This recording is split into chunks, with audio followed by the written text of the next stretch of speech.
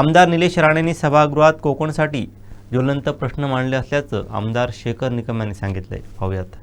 निलेशजींनी अतिशय कोकणासाठी ज्वलंत प्रश्न मांडलेले, कारण कोकणाची वस्तुस्थिती बघितली तर मोठी धरणं आमच्याकडे होत नाहीत, लघु पाटबंधारे अंतर्गतच धरणं होतात, परंतु अनेक धरणांना निधी अभावी आज धरणं बंद होतात। माझी ह्या निमित्ताने आपल्याला मागणी आहे की कोकणासाठी स्वतंत्र विशेष जलसंधारण पॅकेज आपण देणार का, कारण ही आम्हाला गरज आहे। आणि जर ही धरणं झाली तर कोकणाचं सुजलाम सुफलाम निश्चितपणे होऊ शकतं, कारण आमच्याकडे मोठ्या धरणांना फारसा स्कोप नाही।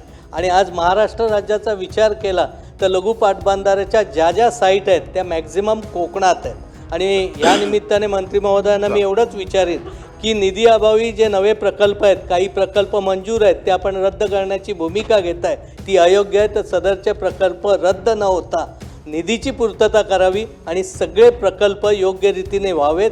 आणि जो वेळ लागतो, जी परिस्थिती नितेशजींनी सांगितले त्याच्यामध्ये कुठंतरी ही धरणं पूर्ण व्हायला कालमर्यादा असणं खूप गरजेचं आहे, कारण 20 कोटीचं धरण कालांतराने 250 कोटीपर्यंत जातं, त्यामुळे ह्याच्यात टाईम नियोजन करणं देखील अत्यंत गरजेचं। मंत्री महोदय उत्तर। अध्यक्ष महोदय, नाही, कोकणामध्ये यापूर्वी बऱ्याच प्रकल्पाला शासनाने मंजुरी दिलेली आहे।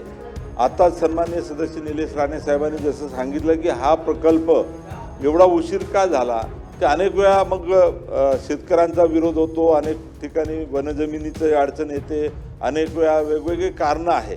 आणि म्हणून आता जे काही कोकणामध्ये याच्यापूर्वी मंजुरी दिलेले प्रकल्प आहे ते कसे पूर्ण होतील, त्याच्यासाठी कशा पद्धतीची निधीची आवश्यकता आहे याचं नियोजन विभाग करते आहे। आणि लवकरात लवकर कोकणातले सर्व प्रकल्प सन्माननीय महोदय या ठिकाणी पूर्ण करण्याचा प्रयत्न आम्ही करू।